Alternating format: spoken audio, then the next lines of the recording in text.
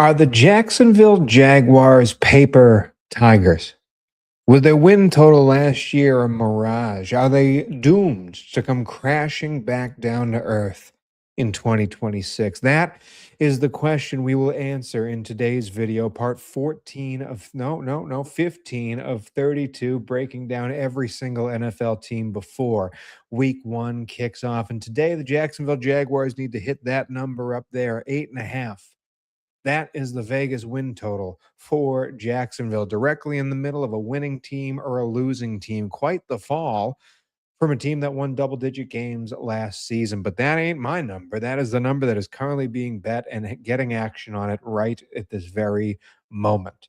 8.5. And we're going to go through the same way we go through every single team on here. If this is your first time on the channel, welcome. Tony Squares NFL on YouTube, on Facebook, going live with all of these. If you want to get in here, get in the comment section, feel free to do so. Bring up some questions about the Jacksonville Jaguars. And we have, after this, still about half the league to do and not a lot of time to do it. So these are going to be coming fast and furious. And we're going to run through every team the same exact way. We start off with 3 big ticket items, the good, the bad, and the ugly. Then we grade the roster, give you a fantasy target for each NFL team, and then finally go week by week, game by game, a win or a loss, and predict every game on the schedule. As I said, we're about halfway through. So when we get to that predicting the roster spot, you're going to see a couple of W's and a couple of L's already on there based on past videos. That might change with my thoughts on Jacksonville. I might give them more wins or less wins depending on what I felt over those past few. And if that changes, we'll make the changes on the other side as well. But right now, I just did the first 2 teams in the AFC South, the Houston Texans and the Indianapolis Colts. And out of their win totals, I was more than a game over or under both of those teams. Houston, I really thought they could be better than the 9.5. I think I had them at 11-6 at the end. And then Indianapolis, I think, is going to have a very bad year. I had them at 5-12. So a lot of room in the middle for Jacksonville to catch up because they need to. Based off of the results that I have already, I have multiple teams in the AFC with double-digit wins already in the bank, 5 in totality. So Jacksonville is not only going to need to hit that over 8.5, they're going to need to get to 10, 11 in order to be a playoff team for the second consecutive year in Liam Cohen's second consecutive year. And the big question is, has Jacksonville done enough to do so?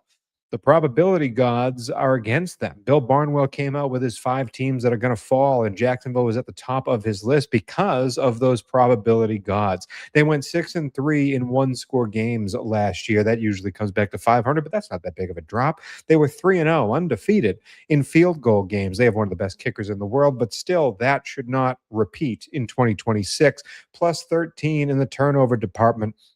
Created the most points in the NFL off of those turnovers. So if those start to come back to normal and those interceptions don't happen as often as they do, then those Jacksonville point totals start to come back down to the masses, and that'll cost them some games. 4th in field goal over expectation, 8th in fumble recoveries over expectation. All of those great numbers for the 2025 unit. However, when it comes to the bounces of the ball and field goals and fumbles and interceptions and all that jazz, it usually comes back down to 500 or worse, sub 500. And if that regression happens to Jacksonville, then that double-digit team does come back to that 8.5, which is still a shockingly low number to my eyes. But let's break down the good, the bad, and the ugly of the 2026 Jacksonville Jaguars. Again, Tony Squares NFL. If you're on YouTube, if you're on Facebook, join in the conversation.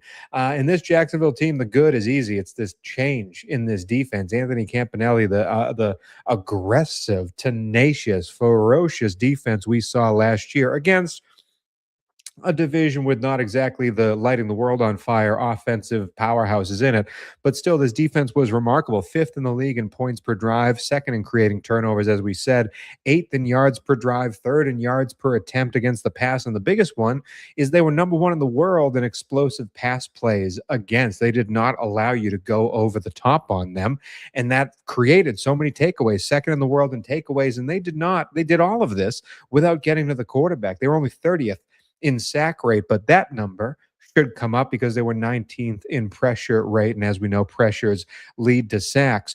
It was a phenomenal defense. And I am worried that Devin Lloyd being gone could bring a little bit of this back down to earth. But for the most part, they returned every single player that made this defense the way it was and added some depth pieces along the way. So I do expect this defense to be as ferocious, even though the names on paper don't jump out at you. When we go through grading the roster, I'm probably going to give some of these units a lower grade because it came together under this DC in a way that I never expected it to happen. And again, was it a mirage of last season? We shall see in year two, but it was phenomenal. And the biggest one, yes, they did great against the pass, no explosive pass plays against, but in the run game, you could not run well on the Jacksonville Jaguars, even though they played the likes of a Jonathan Taylor. Since the year 2000, only 3 teams in the NFL have not allowed a running back to get 75 yards or more in a game. And Jacksonville was the 3rd team to do that. And they did it last season. 3 teams since the year 2000. That's a Warren Sharp stat going back in his database. A defense has not allowed a 75-yard rusher, and Jacksonville, again, was the 3rd to enter that unit. Can they repeat it? I don't know.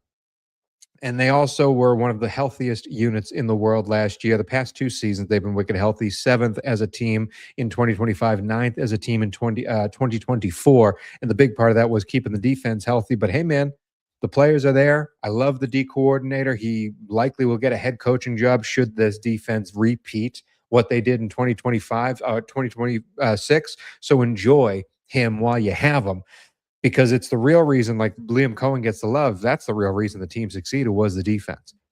And then Trevor Lawrence at the end of last year was the Trevor Lawrence you drafted 1st overall, with the hair flowing in the wind, sunshine. He was doing everything. Didn't matter who he was throwing to, even if it was Parker Washington, it was destroying the world. Through weeks 9 through 18 last season, Trevor Lawrence was 5th in the league in EPA per attempt, 7th in the league in yards per attempt, and 3rd in the league in 10-plus yardage throws. He was throwing it all over the place, even with wide receivers that did not benefit him. I think that's the best way to put it. They were last in the league in wide receiver error. Jacksonville was last year. And it wasn't just Brian Thomas. There were drop passes left and right. And that led to the Jacksonville Jaguars giving up over 50 points in EPA based on wide receiver error, by far the worst in the league. Should that room take a step forward, and it did when Jacoby Myers entered the world and Parker Washington started doing his thing, should that team from weeks 9 through 18, that Trevor Lawrence, hit the field week 1 with this defense coming back, then this team, no idea why that's the 8.5, if that's the team we get. But the thing that does worry me about Trevor Lawrence and the numbers he put up at the end of the year, especially with Parker Washington, can it continue when 6 of those 7 contests at the end of the year came against a bottom 10 pass defense? When we talk about New Orleans in a couple of days here, as we go through this alphabetically, it's similar to what Tyler Shuck did at the end of the season, where he lit the world on fire and everyone was like, who is this kid? Almost won Rookie of the Year because of it. And then you dig deeper into the numbers of the defenses he was going up against, and he was kind of playing on rookie mode. Lawrence had that a little bit as well. So I'm hesitant to say that this offense will be as electric against a full slate of that new schedule that they're going to get in 2026. But the bad part is, or I should say the ugly part, is Roger Goodell, as you can see at the bottom of the screen there, because the schedule makers did Jacksonville 0 favors. 0 favors with the schedule that they gave them. I understand you can't choose who you play. That's all based off of last year's standings, but you can choose, you can't choose. The NFL chooses how you play them. And with all those 3-0 in field goal games, health to top 10 health team the past 2 seasons, field goal luck, turnover luck, fumble luck, all that we talked about, it might come back down to normal.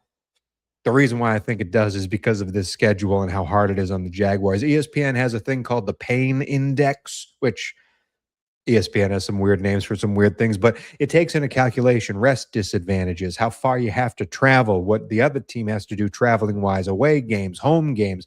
And with all the traveling Jacksonville has to do, with the fact that they don't have a back-to-back home game in the entire schedule, with the fact they end the season 7 of 10 on the road, ESPN has them as the 32nd team in pain index. But overall, that pain index is the worst since 2002. So it's not just who you play, it's how you play them. And ESPN has Jacksonville as the worst team in the past 25 years when it comes to how harsh that schedule will be on this roster. So, will a team that was top 10 in injuries stay that way with this schedule that beset in front of them? I don't know. I hope it does because I like Jacksonville. I want to root for Trevor Lawrence, but you got to play the games that are set in front of you. And right now, Jacksonville might have a tough time doing so. And when it comes to fantasy, I do want to give a fantasy target every single time. I do want to highlight the running back here. I'm not a huge Tootin fan. I am a fan of a volume running back and a high-powered offense. And if you believe this Trevor Lawrence offense can be successful, I'm not going to tell you whether it's Parker Washington, whether the buzz is real, or whether it's Brian Thomas you should be looking at, or whether Jacoby Myers is the boring name, but the solid name you should draft. I don't know. I'm not smart enough to figure it out. Because even with Travis Hunter on this team, how many times he's going to see the field, I don't know. I do know there ain't nobody touching the ball in the backfield more than that guy. And I'm not scared of Chris Rodriguez. I'm not scared of my guy, LaQuint Allen. He's already down with an injury. Go Q's a little bit higher. I like Tootin, and I'd be taking him a heck of a lot higher on this Jacksonville roster. But speaking of the roster, let's grade it as we jump over to the offense first. It's an interesting unit. Let's start with the quarterback room. Trevor Lawrence, again, came into his own last season, does have a little bit of a turnover bug in him, and I despise the backups here.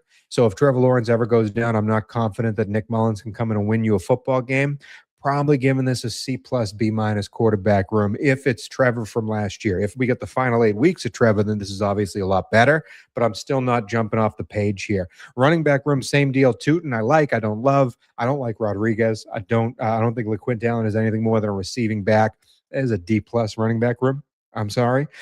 Wide receivers and pass catchers overall, I really enjoy because, as I said, I listed off 4 wide receivers that I think can make a difference in the NFL, and people love this Parker Washington cat. I think the wide receivers are great, and I think Brenton Strange is perfectly solid as a tight end and should take a next step as a second-round pick from 2023 as this offense continues to build. A very K-Dotton type player, could get a lot of free touchdowns when everyone else is paying attention to the wide receivers. I love the wide receiver room. I have no fear in Brian Thomas Jr. from last season. I think we will get rookie year Brian Thomas more than we will get last season's Brian Thomas. Jacoby Myers perfectly tenable as a veteran wide receiver. And if you can get Travis Hunter to be the uber athlete that he is, I think it's a fantastic pass catching unit. Still don't understand why they drafted Nate Boer, whatever his name is, in the second round. Makes no sense to me at all. I understand they want to run more 12 and 13 personnel. You only ran it at the 21st highest percentile already. Doesn't make any sense, but I'm not going to let that take down this grade. This is really a B plus, A minus pass catching unit. And the offensive line is what you worry about. It really is. There are some solid pieces, and I do love the Emmanuel Pregnon draft pick. I cannot believe he fell to the 3rd round. But if you're trading late round picks for Daniel Falele, a guy who should be out of the league, that you're only doing that because you're worried about the depth of this unit. I understand there are injuries there, but I'm not set in stone that this is the unit that can protect Trevor Lawrence for the future. And if they continue to not open up holes in the run game as well, this could be a lot of trouble. It's a lot of faith on guys that I don't have a lot of faith in. So I liked this a lot more before they traded for Falele, because even though it was a late round pick, there's no reason you should be trading for that guy. He is not an NFL player. And you're only doing that because you hope he can be a rotational piece somewhere, and you don't have faith in the other parts of the unit that can. I don't like it at all. So I'm giving it a D plus offensive line. The defense, though, this is what jumped off the screen last season. And again, when you look at this roster, it's not guys that I read on paper and go, they're excellent. But the edges, again, middle of the road when it comes to pressure. Trayvon Walker, not the pick they should have made, but he's coming into his own as a rotational piece off the edge. I do love Josh Hines-Allen. It is an older interior, but the D-line as a whole, I do enjoy a lot. That's what she said. And I'm probably going with a B minus. We did lose a big player in Devin Lloyd in the off-ball linebacker. However, there is depth to replace him, and it was a career year in a free agency year for Devin Lloyd. I don't know if he repeats that in Carolina. I already broke down their video, but it was a fantastic year for him. Definitely a hit to the depth, but I don't think it's that big of a hit. Still don't love it. It's a C minus linebacking core. And then the defensive back room, if Travis Hunter can be a dude and play cornerback for this unit, it's an excellent unit. It's a tiny unit. Like, there's not a lot of size here, but again, in the NFL, when you get your hands inside and you can get some pressure off the edges, it's a unit that we saw can attack the ball and steal it out of the air. So I like it. I don't love it. Probably a B, B minus. But we're not here to talk about the roster. We're not here to talk about fantasy. We're not here to talk about the big picture items. We're here for one reason and one reason only, and that is to, wrong one. That is to break down the schedule. So let me pull up my little shared screen. I go through these schedules the exact same way every single time. And as you can see, there are already a couple of L's and W's on there. Those are from past videos I've done. This is, I believe, part 15 of all 32 as we go through alphabetically. And some of that may change as we go through right now because I like this Jacksonville unit a lot more than I thought I would going through it. At the bottom, though, the number, as we said, is 8.5, and it's juiced to the over. People expect this to be an over 500 team. They also expect it to be a playoff team, pretty much even money for the Jacksonville Jaguars to make the playoffs. As I said previously, though, I have 5 teams already in the AFC alphabetically that have double-digit wins. The Buffalo, the Baltimore, the Cincinnati, the Denver, and Houston. Those are all 5 teams in this conference with double-digit wins. So if you think Jacksonville is that plus 105 to make the playoffs, they too must get to that double-digit win mark, or at least that's my guess, because we haven't even hit the AFC. Oh, I guess Denver's an AFC West team, but you can't have a wild card team in the AFC this year that doesn't have 10 wins, in my opinion. There's too many good teams, and there's too many bad teams that'll give out those free W's. And if you do expect Jacksonville to win the division, that is plus 245 to do so. Houston is the favorite there. And before we go through the schedule week by week, I do want to highlight a few things. Week 6 in Houston, I just broke down the Houston video. Week 6 in Houston is the second game in a row where Jacksonville will be playing overseas. They took away 2 home games for Jacksonville and put them overseas. Shad Khan getting a shit end of the stick once again. Houston having to travel overseas and play Jacksonville has already been there. That's a huge benefit to Jacksonville. But when we come back to the second half of the schedule, starting with week 10, week 11, we start to get a lot of bad juju rest differential wise to the Jacksonville Jaguars. And I labeled that week 11 thing in particular because that's the 3rd straight road game for this Jaguars team.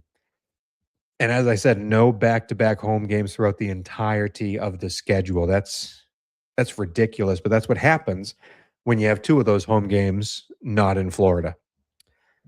But let's do it. Let's go through it one by one, starting off with 2 games that, again, I already judged on past videos. Congratulations, Jacksonville. You get to play Deshaun Watson week 1. I think that's not only a surefire victory, I think that'll be everyone's survivor pool victory. And Cleveland's defense will still be feisty, even though Myles Garrett is not there. But Deshaun Watson ain't winning a freaking they ain't winning anything this season.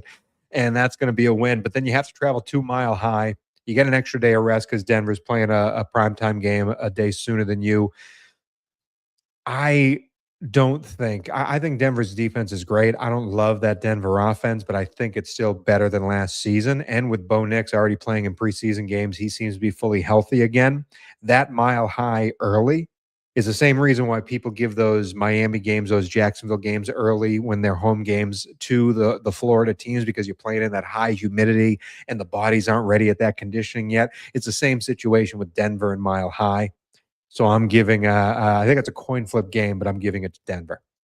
And then we play the AFC Super Bowl representatives, New England Patriots in Jacksonville. And I got to say, I don't like New England this year. I think Drake May is legit, and I think the A.J. Brown edition will be good for them. Romeo Dobbs edition will also be really good for them, but I do think they were a little schedule merchant-y last season. And this is a big test for Jacksonville, because after losing that Denver game, coming back to a home game against New England, that's a dangerous back-to-back. I mean, look at these weeks 2 through 6. Those are all playoff caliber opponents that Jacksonville will get on this schedule. You need to win some of these if you want to make those playoffs, and I do think you beat the New England side of it. Coming back to Cincinnati, I believe in Joe Burrow this season. I know they have a terrible offensive line that has only looked worse. I'm keeping Cincinnati beating Jacksonville here, so we're going back and forth, back and forth. Philadelphia and Houston both overseas. I think Philly is ripe for a fall. I think it is an extremely old team at not on defense, but mostly on offense. And I do think, especially traveling overseas, playing this feisty Jacksonville unit, it's an amazingly schemed team. Philadelphia, Vic Fangio is one of the smartest minds in football. But I do worry, especially on offense, that people assume this offensive line to just be as ferocious as ever. They assume A.J. Brown not being there. That's going to be fine. Devonta Smith's the wide receiver one. We're going to throw Dontavian Wicks out there. It'll be A-OK. Saquon Barkley, another year older. He's just as spry, as quick, as elusive. I do worry Philadelphia offensively has come back to earth. And as much as I believe because of the rest differential, Jacksonville gets that victory in week 6, I kind of want to split these games in London. But again, I've convinced myself after talking about Jacksonville that we're gonna sweep the London games and we're gonna go into our bye week 4-2. Jacksonville Jaguars. Coming out of the bye, I'm keeping these two the same. Indianapolis is a victory. I don't think Indianapolis is very good. Again, I had them at 5-12. I do think Baltimore is a contender to win the AFC and be the 1 seed in the AFC. And I think Baltimore, there's a tough stretch of the schedule for Balti. I believe this game in particular is the only one where Baltimore does not have some type of a rest disadvantage between week 5 and week 12, if you can believe that. But I do think Jacksonville gets a tough loss here at Baltimore on Thursday night, quick turnaround. And then we head to the toughest part of the schedule. Even though the players aren't tough, the opponents aren't necessarily tough on paper. It is the constant rest disadvantage snowballing onto itself that is going to be a struggle fest here. 3 straight road games, both Tennessee, a divisional opponent, New York Giants, who should have a strong defense themselves, get almost half a week rest advantage against Jacksonville. The bye week just happened in week 7, but by the time you get to week 11, that's far in the past. I'm going with a double loss here. I know, I hate it. I hate it as much as the next guy. I do think Tennessee pulls off the upset and the Giants do as well before they rebound and get a win back at Tennessee. So right now, heading into the Chicago game, we have 1, 2, 3, 4, 5, 6 wins, 1, 2, 3, 4, 5 losses, 6-5 heading into Chicago. And I don't think the Jacksonville Jaguars beat Chicago. We started off really hot. We're back down to 6-6. Even with the Philadelphia Houston sweep overseas. Pittsburgh Monday Night Football, followed by at Houston, at Dallas. This is tough for Jacksonville. I think this is a win for Pittsburgh, but I'm keeping the losses to Houston and Dallas. I'm keeping C.J. Stroud having a stranglehold. I guess they split it this season, but yeah, I'm keeping the losses there. 1, 2, 3, 4, 5, 6, 7 wins, 8 wins at the end. And the big game is Washington. Can they get over 8.5 here with wins against Washington? I think they can. I don't like Washington. I don't like Washington this season. So overall, I'm giving that 1, 2, 3, 4, 5, 6, 7, 8, 9 wins. A 9-8 team for the Jacksonville Jaguars. Is that enough to get them in the playoffs? It's enough for me to hit the over, not by much. Is it enough for them to get into the playoffs? I don't think it will be. I don't think it will because right now they're contending with Cincinnati, who I think I have at 11 wins. I have Denver, Buffalo, and Baltimore as your division winners, and Houston as your division winners, at least right now. So right now, through X amount of teams, Jacksonville's right there with 9 wins, but still got to go through Kansas City, the Los Angeles Chargers, still got to go through New England. Still got to go through a lot of AFC teams. Is 9-8 going to do it? I don't think it does. But we'll see when it all shakes out. That's the just hitting the over for the Jacksonville Jaguars, but not a very confident one. But that is it for part 15, wrapping up almost all of the AFC South. Tomorrow, will be coming back with some of those AFC contenders, the Kansas City Chiefs of the world, the Las Vegas Raiders. They're not a contender, but they're in the AFC. The Los Angeles Chargers, who very much could be a contender and arguably have a tougher schedule than the Jacksonville Jaguars with their rest differentials. But that is for tomorrow. For today, that is it on the Tony Squares NFL page. Give us a like, give us a follow, help this channel grow. And I shall see you for the second half of the NFL very, very soon. And I'm sad about Jacksonville, man.